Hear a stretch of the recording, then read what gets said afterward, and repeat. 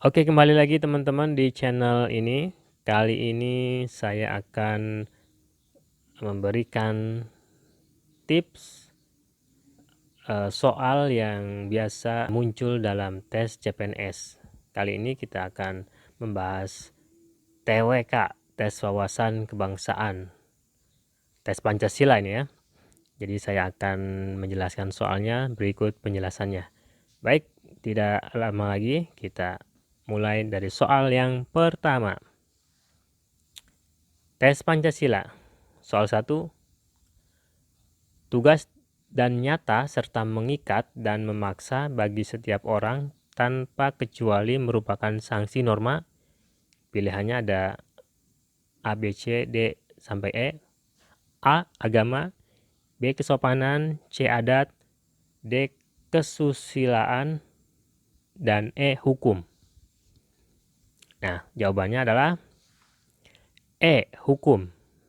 Penjelasannya, karena norma hukum adalah pedoman hidup yang dibuat oleh badan berwenang untuk mengatur manusia dalam kehidupan berbangsa dan bernegara, berisi perintah dan larangan.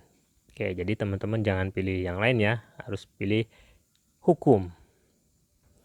Soal kedua, Pancasila sebagai ideologi terbuka mengandung nilai titik-titik A. Praktis, B. Dasar, C. Instrumental, D. Material, E.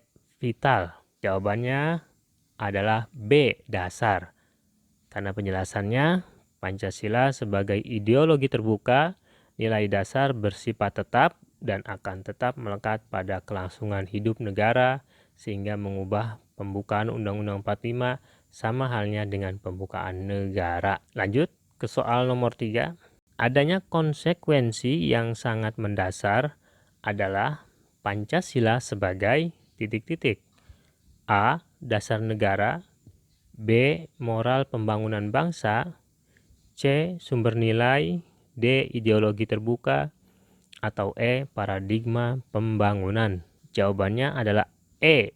Paradigma pembangunan.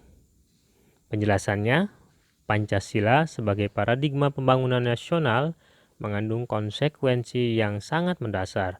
Artinya, setiap pelaksanaan pembangunan nasional harus didasarkan atas nilai-nilai yang terkandung dalam sila-sila Pancasila.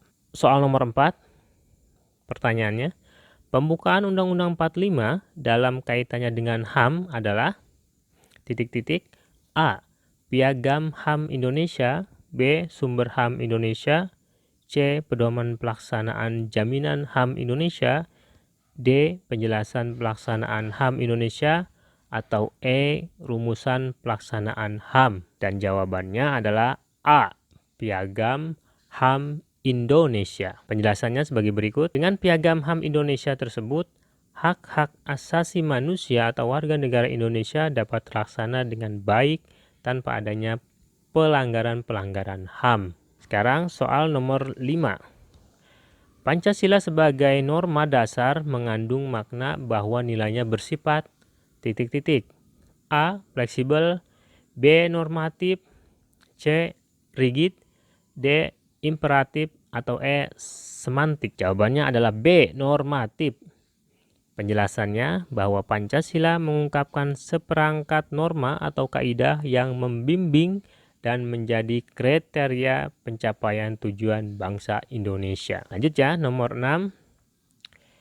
Soal nomor 6 yang menjadi kausal final dari Pancasila adalah titik-titik. Pilihannya adalah A. Piagam Jakarta.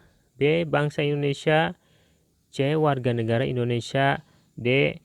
PBUPKI atau E. PPKI yang menjadi kausal final dari Pancasila. Jawabannya adalah A. Piagam Jakarta. Penjelasannya, di dalam Piagam Jakarta tercantum rumusan dasar negara yang disebut Pancasila. Lanjut ke soal nomor 7.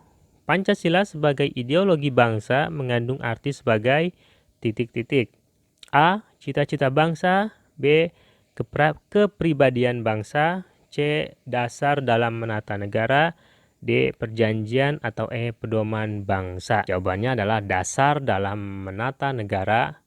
Penjelasannya, karena dasar dalam menata negara agar dapat mewujudkan cita-cita negara sesuai dengan Pancasila. Soal nomor 8. Yang bukan termasuk prinsip-prinsip dasar negara yang diusulkan oleh Insinyur Soekarno pada tanggal 1 Juni 1945 adalah titik-titik. A. Demokrasi, B. Kekeluargaan, C. Perikemanusiaan, D. Kesejahteraan sosial, atau E. Kebangsaan. Jawabannya adalah kekeluargaan, yaitu B. Penjelasannya, kekeluargaan merupakan satu asas dalam bangsa Indonesia yang dilakukan secara gotong royong dalam musyawarah dan mufakat. Lanjut nomor 9. Soal nomor 9, Pancasila sebagai ideologi terbuka memiliki ciri khas yaitu titik-titik. A. Dibenarkan melakukan pengorbanan. B. Tidak diciptakan negara. C. Terdiri atas tuntunan. D. Isinya tidak operasional, atau E. Tidak bersifat kaku. Kita lihat jawabannya. Jawabannya adalah D. Isinya tidak operasional. Penjelasannya, Pancasila sebagai ideologi terbuka, ciri khasnya ialah tidak operasional dan akan menjadi operasional jika sudah dijabarkan ke dalam peraturan perundangan. Oke, soal nomor 10. Yang termasuk dalam hak asasi manusia dalam bidang kesejahteraan adalah titik-titik. A. Fakir miskin dan anak-anak terlantar dipelihara oleh negara. B. Mengeluarkan pendapat. C. Memilih dan dipilih. D. Mendirikan parpol, atau E. Mengadakan perjanjian. Ini soalnya yang termasuk dalam hak asasi manusia ya dalam bidang kesejahteraan. Jawabannya adalah A. Fakir miskin dan anak-anak terlantar dipelihara oleh negara. Penjelasannya, HAM dalam bidang kesejahteraan contohnya yaitu tentang fakir miskin dan anak-anak terlantar dipelihara oleh negara. Oke, itu saja teman-teman soal-soal yang biasa muncul di tes CPNS. Semoga ini bisa membantu teman-teman dalam belajar sebelum kita tes CPNS, dan semoga ini bermanfaat buat teman-teman semua. Jangan lupa saksikan terus di channel ini. Saya nanti akan mengulas soal-soal apa saja yang akan keluar di tes CPNS. Dah.